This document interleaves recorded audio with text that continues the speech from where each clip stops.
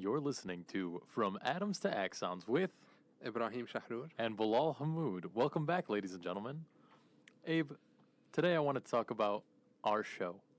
We started our show a couple weeks ago, about 2 months ago now, from new. It was from scratch, this brand new idea that we had, and it was created out of nothing, out of thin air, out of ideas between you and I.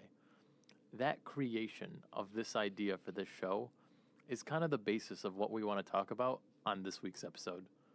The idea of creating new cells, both in the body and in the, in the body, the cells constantly are replacing each other, they're replicating, and it's constantly growing, and they're, how do I put it, they're adapting to the areas that they need to be useful in. And so this happens everywhere in the body, except one place that's kind of important for that to occur, the brain. The idea that cells replicating happens everywhere except the brain was brought on, a couple hundred years ago. By a couple hundred, I mean like 1900s, when they actually looked into the brain beyond just this mass of mush that, everyone just assumed was, it's that thing in the head that gets in the way. It does something. Yeah. So once they started studying the brain more and more, they kind of discovered that the cell replication doesn't occur in the brain. And it's kind of a big deal because your cells replacing each other is for a number of reasons, whether it's a sick cell dying off, an unused cell dying off, or just needing to add more cells, especially like when you're young. You're not just replicating cells, you're adding more cells on, you're adding more. And it brings in the idea of neurogenesis. Abe, have you heard of neurogenesis? I have heard of that term, but about the specifics, I am not very familiar. So it's basically the idea how that neurons in the brain do not replicate except in the hippocampus. Now, neurogenesis is the idea that cells can replicate in the brain, but specifically the regions that they think it is centralized to is the hippocampus. And for those of you not familiar with the hippocampus, this is the area of the brain that's responsible for memory. All sorts of memory of thinking of memory, amnesia if it's damaged. If you have to remove parts of the hippocampus, you can have what's known as antegrade amnesia. And we've discussed this last week where we talked about, or not last week, a couple of episodes ago about how antegrade amnesia means you cannot form new memories. So it's really interesting. You can have things in your short memory. You can talk to someone for, a few seconds and they'll know what's going on around them, but they can't solidify that into long-term memories. And that's the idea of antegrade amnesia. And that's what happens if you remove parts of the hippocampus. That shows how important, how pivotal the hippocampus is for any sort of daily function. So we wanted to go over a article. Abe, do you want to talk a little bit about the article? Yeah, so this article is by Psychology. It's in Psychology Today, and we have read an article from this magazine. I think it was the third or something like this, third episode. I'm going to preface this a lot of times, but especially now, we can't remember what episodes are what and where are what. Just know that there were episodes that existed prior to this one, and there will be more. That's all that matters. That's true. It's written by Christopher Bergland, and it talks about, the title is, How Do Neuroplasticity and Neurogenesis Rewire Your Brain? And it talks about new research that identifies how the birth of new neurons can reshape the brain. So those of you at home who want to follow along, we're going to be going over this article. Again, it's How Do Neuroplasticity and Neurogenesis Rewire Your Brain by Christopher Bergland. Bergland. So I'm going to go ahead and start us off by talking about the kind of background of the study. For over a decade, neuroscientists have been trying to figure out how neurogenesis, which is the birth of the new neurons in the brain, and neuroplasticity, which is the malleability of neural circuits. So neuroplasticity, you kind of think of something that's plastic, something that's malleable, kind of like the Play-Doh of the brain, being able to reshape, rewire, and readjust according to your thoughts, all your experiences. So it's talking about the formation of new neurons in the brain and then how it adapts. So it talks about neuroplasticity, work together to reshape how we think, remember, and behave. And then it goes on to say, this week, an eye-opening new study, adult-born neurons modify excitatory synaptic transmissions to existing neurons. And that's a bit of a mouthful, but that basically means adult-born neurons, which is neurons that are being born and created in the brain as an adult, modify excitatory synaptic transmissions. So the synapses, so again, we've covered this before, the synapses is what lets neurons communicate between each other. So the parts that are communicating with each other, that have experience communicating with each other, transmission to existing neurons. So adult-born neurons modify excitatory synaptic transmission to existing neurons. So this is the study, reported how newborn neurons weave themselves into a new and improved neural tapestry. And this is a study that was done in January of 2017, and the findings were published in the journal eLife. Now, this is kind of interesting. They're talking about the ways, like even nowadays, after they've had this technology to look at the brain and dissect it and see how cells work in the brain, neurons, as they're called, now it's still coming out with these new studies that are talking about how the brain is rewiring itself and it's becoming new and improved. And I like the idea of neural tapestry because the way, the brain works is a bunch of neuron fibers that are connected together. So they use the word tapestry to talk about the network of neurons is just the perfect word. It captures what's really going on. Oh, 100%. So these fibers are all kind of put together into this big tapestry. And it can change. It's not like one that's permanently sewn. You can constantly change it. And that's all based on you as a person. So let's continue with the details, shall we? Yeah, please go ahead, Abe. So during the state-of-the-art study on mice, neuroscientists at the University of Alabama at Birmingham found that the combination of neurogenesis and neuroplasticity caused less fit older neurons to fade into oblivion and die off as the sprightly young newborn neurons took over existing neural circuits by making more robust synaptic connections. Okay. The paragraph is basically self-explanatory. Yeah, it's very clear. It's talking about how these new neurons were able to fit in, whereas the deteriorated ones were dying off because they couldn't maintain their status in this. Right, just like any cell that may be, weakened or have had, its run. Which is cool because it brings up the idea, and this is going to be mentioned later on, of neural Darwinism. Now, Abe, are you familiar with this man named Charles Darwin? Who is not? That's the question. Well, those of you out there who are aiming to win that Darwinism award, let me tell you, it's coming for you.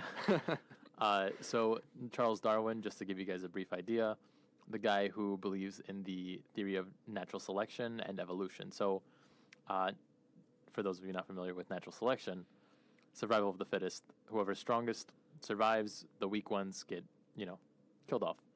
And that's the same idea here with neurons. The stronger neurons that are functioning are going to be put in, while the older worked neurons are going to die off.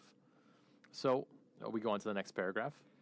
For their latest UAB study, and UAB just refers to the university, Linda Overstreet Wadish and Jax Wadish, Aw, such a cute couple, who are both associate professors in the University of Alabama at Birmingham, Department of Neurobiology, focused on neurogenesis in the dentate gyrus region of the hippocampus. Now, immediately, the word dentate gyrus, this stops me because I have no idea what that is. So you can think dentate gyrus. Well, dentate, obviously, they're talking about the dental, and gyrus means to shake your hips. So it's when you go to a party and the dentist is over there in the corner alone dancing. And shaking their hips? Exactly, dentate gyrus. Okay, yeah, that makes right. sense. It makes it clear. Yeah. So it's actually defined in the next paragraph. Oh, it's defined. Okay, yeah. So maybe that's not it. So the sad dentist we'll have to get back to. The dentate gyrus is a epicenter of neurogenesis responsible for the formation of new episodic memories and the spontaneous exploration of novel environments, among other functions. So how do we unpack that? Basically, just saying that the place where memories are formed, the hippocampus, is where the dentate gyrus is located, and it's the part of the hippocampus that's responsible for that neurogenesis in the hippocampus, the place where new memories are formed. And that makes sense, right? You're adding information, you're making new memories. That's got to come from somewhere. Sure, you could have these pre-existing neurons and they're just reconnecting in different ways, but adding new neurons and adding new information sometimes is necessary to kind of like a new idea. You might have these pre-existing ideas and pre-existing ways of thinking, but to add a new idea requires the creation of new neurons. So the dentate gyrus is very interlinked to memory and the formation of new memories. Exactly.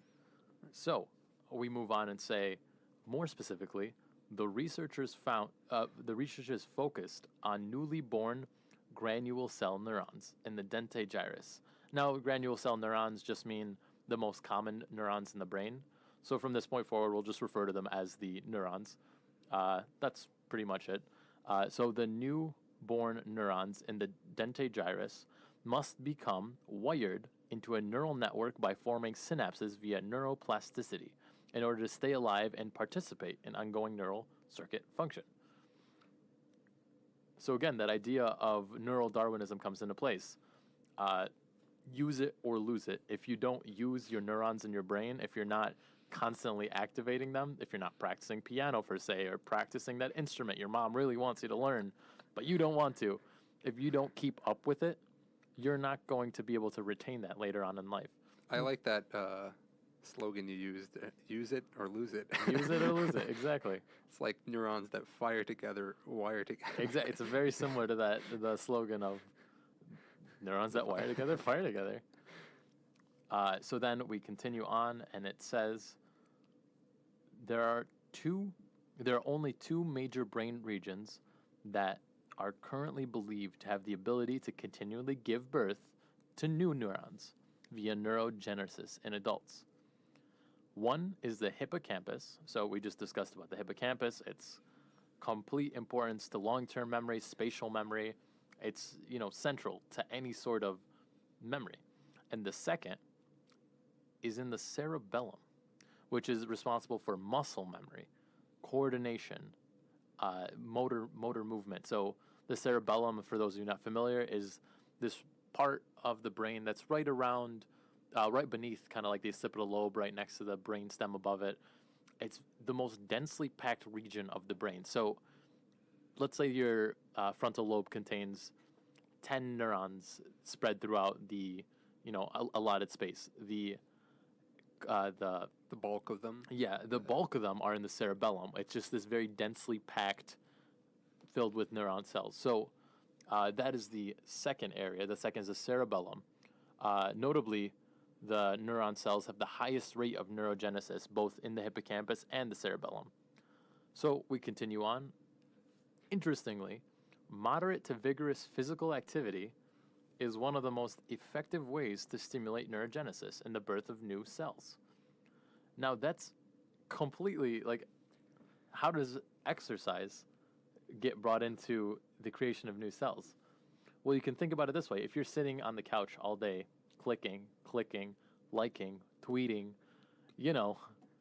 doing what you do, binge watching, the good stuff, you're not activating so many cells of your brain, so many neurons that are focused, that are dedicated to your movements, to your body, to everything that kind of makes up your physical aspect of self.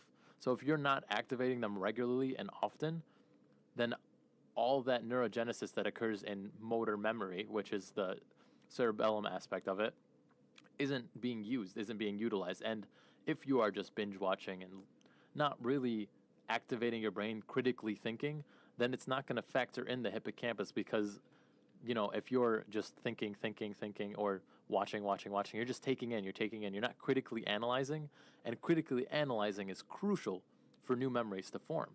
Once you value it and put importance to that item, and this is how memories are, more likely to be remembered. When you assign importance to a memory, it is much more likely to be remembered, to be brought back up.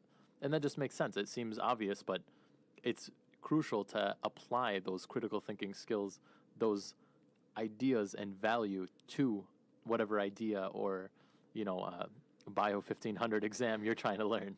So there's this saying, I'm sure you're familiar with it. It says that the healthy mind is in the healthy body.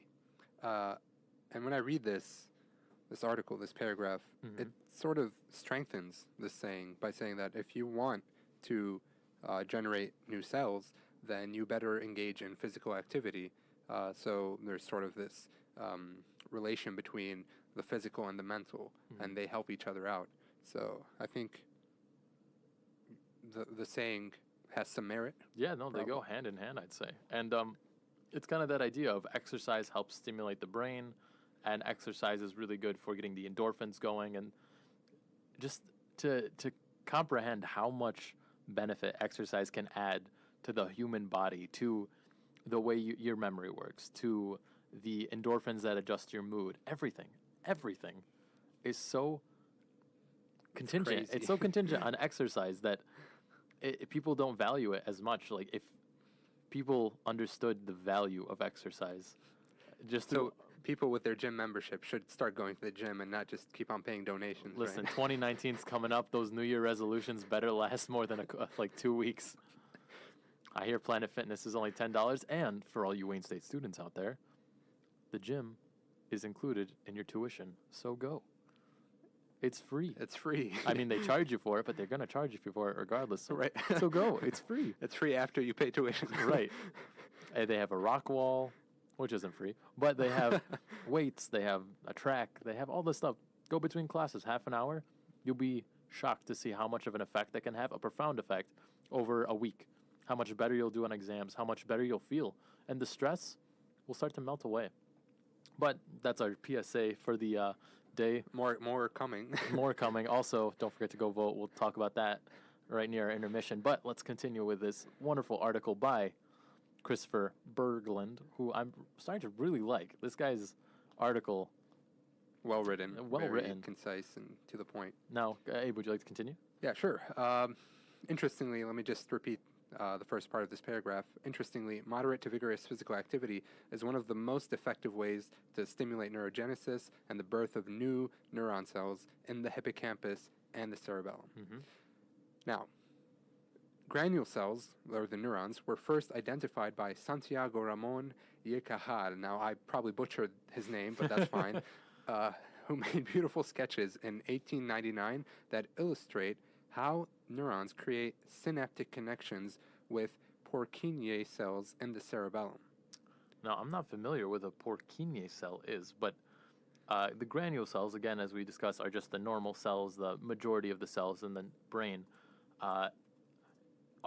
it's an artist who's trying to basically demonstrate through illustrations how those majority cells create the connections with these Purkinje cells in the cerebellum. And then it says that his breathtaking and Nobel Prize-winning illustrations are currently on a museum tour across the U.S., which is very interesting. It's combining the ideas and combining art with science. And I know you guys can't see this back home, but if you want to look it up, it's called The Beautiful Brain Traveling Art Exhibit. I'm going to actually take a look at this right now. So when we go to Madrid, we're going to have to check it out. Oh, wow, that's beautiful. So the way it looks is it's like a tree that's branching and branching and branching, and it just grows ever more. And it just looks very, very beautiful. And it's really well done. So let's continue with this article. There's this good side note. The olfactory bulb is the only other subcortical brain area known to have high rates of neurogenesis. Speculatively, this could be one reason that scent plays such an indelible and ever-changing role in our memory formation and remembrance of things past. Oh, I love that so much. That's the idea that when you smell something, because of the way memory works and the olfactory, which is the nose, its relation to spatial relation to the hippocampus. So they're so close to each other that when you are remembering a scent, it's much more clear and vivid. Like when you smell that home-cooked meal, you're like, oh, brings me back. That the ratatouille, if you guys have seen it, at the very end when he takes that bite of ratatouille and he's just taken back to his childhood. That is such a prominent effect, and it's why we have the ability to, I think, recognize over 5,000 different scents. We can learn, I think, up to 120 people intimately. We can memorize 7 ± 2 of groupings or ideas at once in our short-term memory. But when it comes to scent, it's so important and so close to the hippocampus that we can memorize up to 5,000 different scents. It's also interesting that we don't really understand how smell works because when scientists look at how two different molecules interact with the cells in your nose, sometimes they produce the same smell, even though they have different chemical formations, different. Huh. And so the old theories weren't working out. So nowadays they're actually looking into quantum mechanics to actually figure out how smell works in the nose, and it has to do with vibrations of molecules, different resonances, and it's pretty interesting stuff. I just wanted to bring up. I've always believed in the theory that the nose is looked at in relation to time.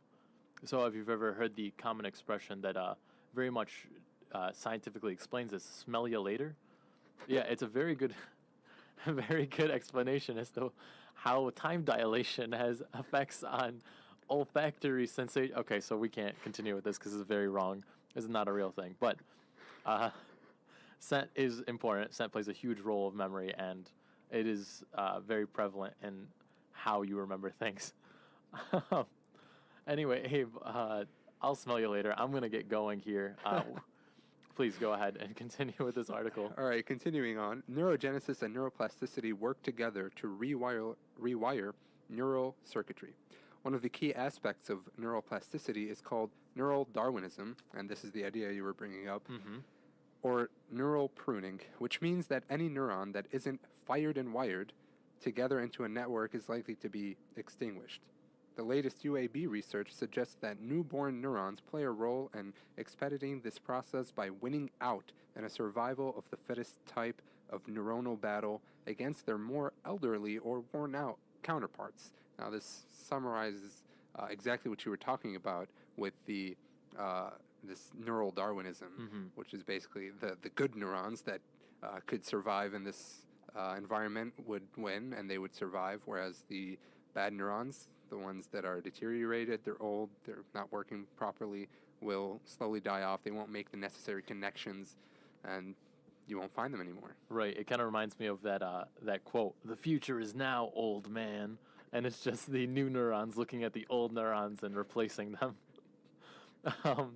So we continue to say, long before there were neuroscientific studies on neuroplasticity and neurogenesis, Henry David Thoreau, now Henry David Thoreau is my boy, I love Thoreau, unwittingly described the process of how the paths that one's mind travels can become hardwired when you get stuck in a rut by describing a well-worn path through the woods. So this is the quote from his writing, Walden. "The surface of the earth is soft and impressible by the feet of men. And so with the paths which the mind travels, how worn and dusty, then must the highways of the world, how deep the ruts of tradition and conformity." Beautiful. From the psychological standpoint, at latest UAB discovery presents the exciting possibility that when adult-born neurogenesis weave into existing neural networks, the new memories are created and older memories may be modified. So this was the idea of when you bring up an old memory, something that happened many moons ago that you haven't thought about in a while, it gets brought up into your current thoughts, right? Your current memory, what your working memory, as they call it. And once it's in your working memory, it has that ability to be changed, which is why it's so scary, because if it's brought up into your neural memory, it's going to have to be reconsolidated to go back into your old memory. So kind of thinking about when you check out a book, you're going to check out this book and you can adjust it. You now have this book in your hands and you can change it now. You can write in it whatever you want. You can highlight what you want, and then you put it back. And it's going to be back there. It's going to be in storage for the next person to pull out or for you to re-pull out. But those changes you made, even though it's a book that has already been written, are going to stay in that book. And it's a very interesting way to kind of look at memory. Memory is it's plastic. It's able to be changed and molded, and so it's important, especially with the way news is working nowadays, to be critical of what you see, be critical of the information that's coming in. Always fact check. Always fact check, because you don't want to be blindly believing things and having them reshape your thoughts and memories and ideas over false information. So we go back to this idea. Through neurogenesis and neuroplasticity, it may be possible to carve out a fresh and unworn path for your thoughts to travel upon. One could speculate that this process opens up the possibility to reinvent yourself and move away from the status quo, or to overcome past traumatic events, so like PTSD, events that evoke anxiety and stress, hardwired fear, phobias, and all these things that just absolutely scare you that shouldn't. Hardwired fear-based memories often lead to avoidance behaviors and can hold you back from living your life to the fullest. So this is suggesting that you could actually change these, and so if you have some sort of memory that has a negative effect on you, then by this process of neurogenesis and neuroplasticity, which I think is probably going to be artificial, you could... There is a natural process, which is why you can cure some phobias, or cure is a loose term. You can unlearn phobias because you're not creating a new pathway. You're taking the same old pathway, bringing it back up. Again, the idea of bringing up that used book and reshaping it, and showing that there is no fear to be associated with that item till the phobia is gone, or at least mostly eradicated. Now, granted, and the way that learning and memory works, if that phobia ever was constituted by something, like a phobia of, let's say, food. If you have food poisoning, you're going to have a phobia of like chicken or restaurants for a while. But if it's, you're constantly going to restaurants again and you're giving it a chance and nothing happens, the phobia will go away. But once it happens again, if it happens again, that phobia might come back stronger than ever because you're fearful of that ever happening again. But again, the idea is that you, with neurogenesis, through artificial interpretation, or through artificial interactions, could make a new path, replace the old one completely, and create a new one, fresh one, for you to walk in, that fresh pile of leaves for you to jump in, and create a new memory, or remove an old one. And that's scary. That's so scary. And also interesting. 'Cause my question would be, how would one identify where this memory is located in the brain? Because to be able to change certain pathways requires you to first understand what these pathways correspond to. So what if you're changing this pathway that actually is the memory of something that's nice and beautiful, and or maybe something that's important? Yeah, it could be super interlinked. Right. So it's not clear to me how we could identify the pathways and start modifying those. I think it's, to be quite honest, I think it's too complex. At least now it is. I don't think a memory is based off one neural connection or a handful of neural connections. I think it's hundreds of neural connections that are scattered throughout the hippocampus, throughout the brain, that relate to this one idea. And when all of them are firing together, they mean this one idea. So referencing different ideas that are similar, so like restaurant, first date, those both have similar characteristics of food, but they will connect with other neurons to like kind of bring up this idea, this memory. So I don't think there's one way to just snip or alter one. It would have to alter the complete integrity of your brain, and I don't think that is something that's viable in any sense, at least not for anyone who's not experiencing some very heavy anxiety or stress that is basically enabling them to be a part of society or be to their full extent, to live their life. Right. Now, he does say one could speculate, so he's mainly just speculating these things. Of course. It's pretty hard. Here on Adam Axons, we're sticklers for criticizing people who speculate. Don't have your head in the clouds, kids. All right. So now we move on to future research on neurogenesis that could lead to new PTSD treatments. And you brought this up a few minutes ago. So neuron cells in the dentate gyrus are part of a neural circuit that processes sensory and spatial input from other areas of the brain. By integrating sensory and spatial information, the dentate gyrus has the ability to generate unique and detailed memories of an experience. Hmm. Before the study, Overstreet Wadish and her UAB colleagues had a few basic questions about how the newly born neuron cells in the dentate gyrus function. They asked themselves two specific questions. 1. Since the number of neurons in the dentate gyrus increased by neurogenesis while the number of neurons in the cortex remains the same, does the brain create additional synapses from the cortical neurons to these new neurons? So this is the first question that they're asking is, to go over it, basically the idea that the number of neurons in the dentate gyrus increases by neurogenesis, while the number of neurons in the cortex remains the same. Are there new connections between these new neurons and the older ones that remain in the cortex? Or are there new neurons altogether that are making new connections on their own? Exactly. And question 2 is, do some cortical neurons transfer their connections from mature ones to the new ones? So there's some sort of transferring of... Oh, I see. So the new cells that are being created are kind of taking over, kind of like that idea of a, what are they called? The cells that are in babies, the cells that haven't yet...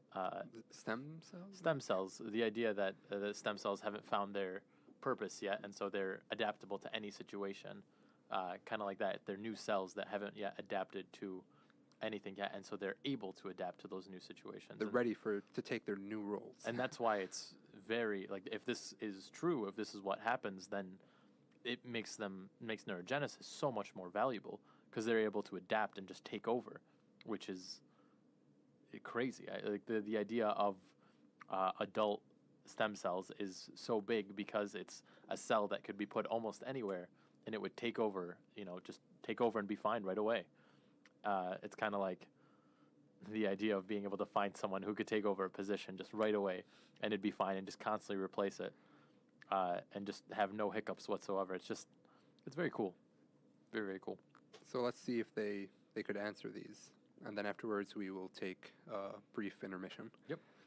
So through a series of complex experiments with mice, Overstreet Wadish et al.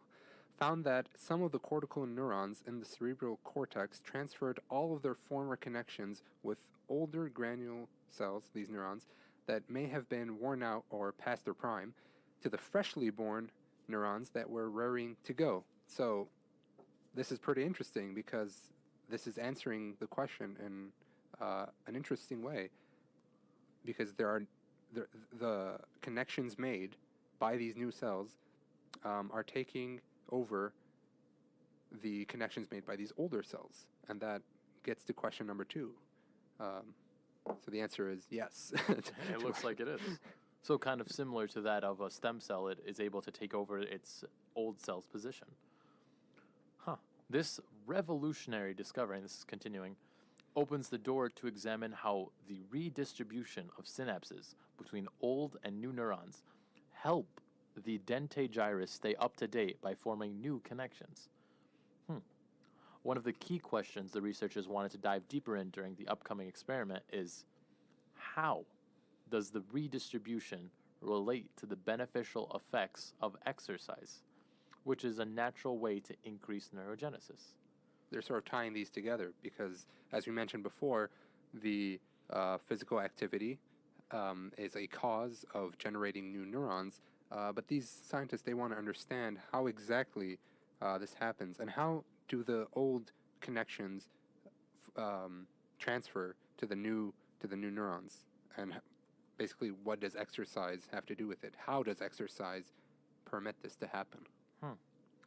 That's some food for thought right there. Well, speaking of exercise, don't forget, ladies and gentlemen, to exercise your right to vote. Today is November 6th. It's election day.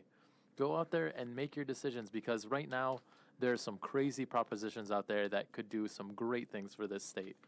Proposition 1, which is basically, I'm going to go over these briefly, allowing the use of recreational marijuana, getting rid of the illegal aspect of it, and making it regulated.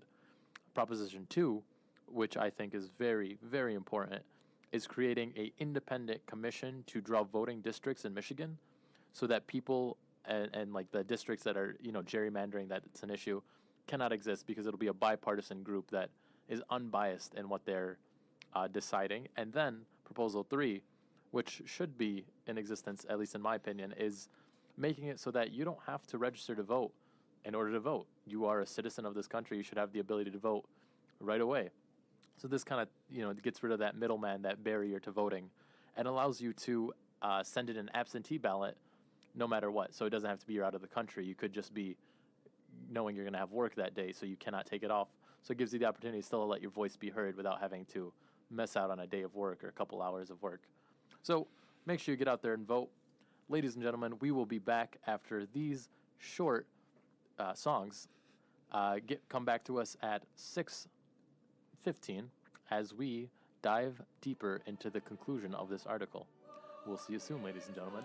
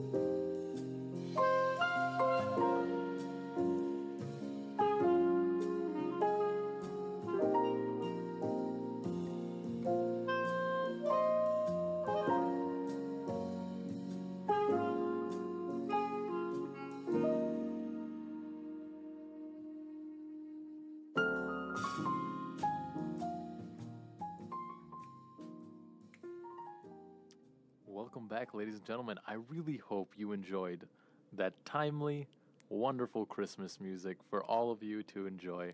Bilal, what's the date today? It's November 6th, When's Christmas again? the November 1st to December 25th. Okay, we'll go with that.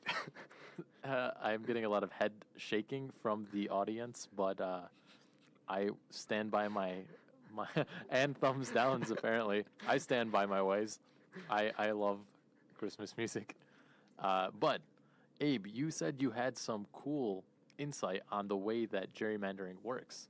Right. So my friend Kara did this internship at Tufts University, and what's going on there is there's this professor that works on this redistricting and how to divide up the state into districts, but they use very sophisticated math to do so.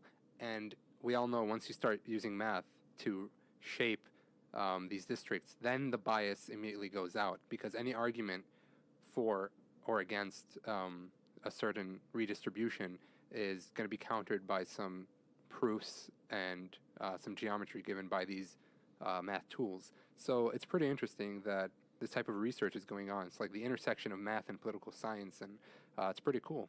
I find it really interesting. I wanted to say, so does this mean that if possible, we could replace gerrymandering with a mathematical, I guess, idea or formula for dividing our districts? That's exactly what they're trying to find out. What's the best way, given how the population is divided in a certain state, where the major cities, that kind of stuff. And then they use this thing called graph theory, where you just treat the whole state as a bunch of lines connected with dots, the dots representing the population, the lines representing different areas. And so you basically do that procedure, and you try to figure out what method or what distribution is the most efficient and also the least biased one. Oh, well, that sounds very interesting. I wish her luck. I can't wait to see the results of her study. Continuing on with our article, we're reaching the end of it here. Where we left off, again, just as a refresher, was one of the key questions that researchers want to dive deeper into during the upcoming experiment is, how does the redistribution relate to the beneficial effects of exercise, which is a natural way to increase neurogenesis? So it continues to say, in the future, it's possible that cutting-edge research on neurogenesis and neuroplasticity could lead to a finely tuned neurobiological treatment for ailments such as post-traumatic stress disorder, dementia, and phobias. In a statement to UAB, Overstreet Wadish said, over the last 10 years, there have been evidence supporting a redistribution of synapses between old and new neurons, possibly by a competitive process that the new cells tend to win. Our findings are important because they directly demonstrate that in order for the cells to win connections, the old cells lose connections. So it kind of talks about how the detailed process of neurogenesis occurs and adds new cells to the network. So it's more of a twofold thing. It's Exactly. not just that the new cells have to wire, it's that the old cells have to unwire. It brings me to a really interesting yearbook quote. It's not enough that I should win, others must fail. And it kind of... that captures it pretty well. Right. It goes on to say the process of adult neurogenesis promotes the plasticity of existing networks. So it will be interesting to explore how neurogenesis-induced plasticity contributes to the function of the brain region. Neurogenesis is typically associated with improved acquisition of new information, but some studies have also suggested that neurogenesis promotes forgetting of existing memories. That brings us to what we were talking about before the intermission, about if these new memories are being formed and the old ones are sort of shifting their connections, you might end up just losing some of the memories that you had at the expense of gaining new ones. And that's not something that's easily... You have to kind of cope with the idea that you can't know everything, and the more you want to know, the less you can know about other things that you value. And it just goes to show you that you have limited cognitive resources, and maybe it's good to fill them with people, ideas, thoughts, and knowledge that you care about, and not that mindless binge watching of some shows that aren't worth it. Now, let me tell you here, I fully support binge watching those shows that are absolutely worth it. It's Always Sunny in Philadelphia. What's your favorite show? Man, that's a tough one. Put you on the spot. Hands down, I actually can answer this one pretty easily because it's influenced a lot of the way my jokes are told and just a lot of what I value. Scrubs. Scrubs is one of my favorite shows by far.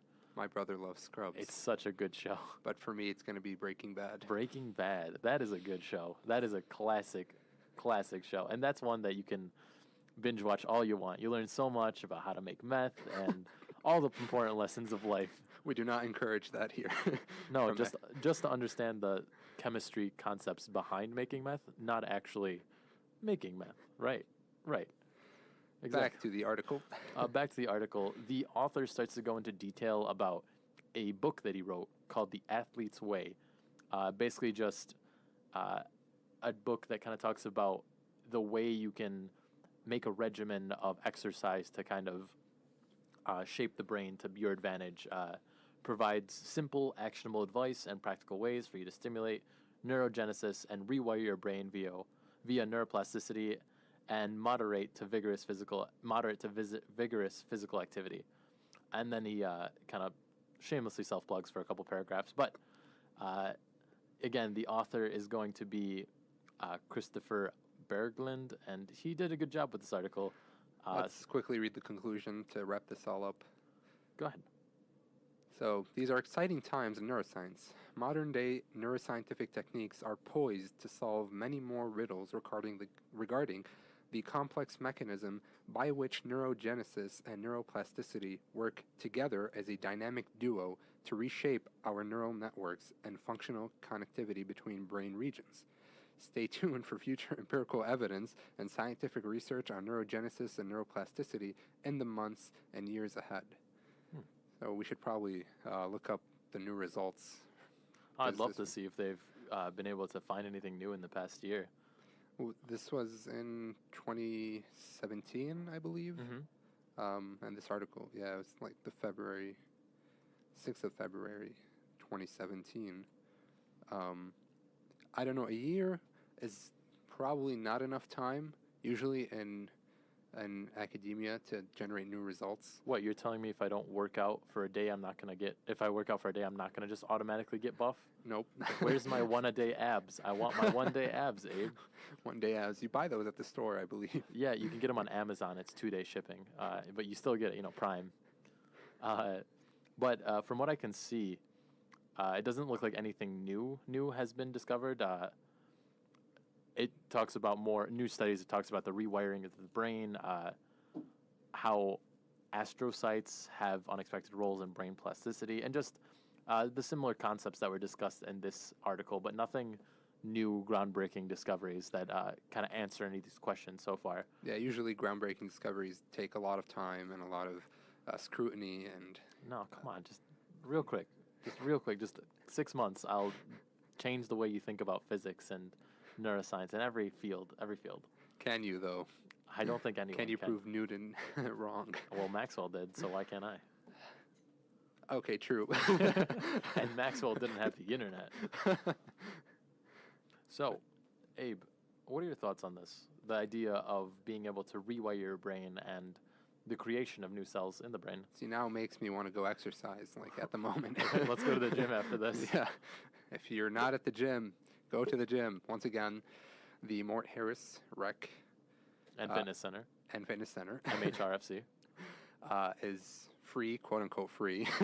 Free for students. For students. And you could, there are basketball courts, there are ping pong tables, there are volleyball nets. There's a lot of things you could do in there. You can rock climb, you can lift up weights. You can lift them, can you put them down? You can let gravity do that. Oh, so you lift things up and you just let go. Gravity. Yeah, okay. So, again, it shows. I learned a lot about this from this article, that how much of a profound effect that exercise has on the efficiency of your brain, and that also brings up the idea of sleep and its effect on the way your memories are processed and the way that they're consolidated. So, I know there's the idea that sleep is the opportunity for your brain to take all these new ideas and memories you formed and consolidate them so that you can bring them up again. So it is crucial that after a long day of studying in school, you don't stay up even longer to unwind, quote unquote. You rest. You rest your body, you rest your mind, and you take that opportunity to let your brain do its thing, because it's a magical thing. It is a wonderful, magical device that it can do so much if you just give it 3 things: sleep, food, and thought. And Breaking Bad. Oh, well, thought, I guess.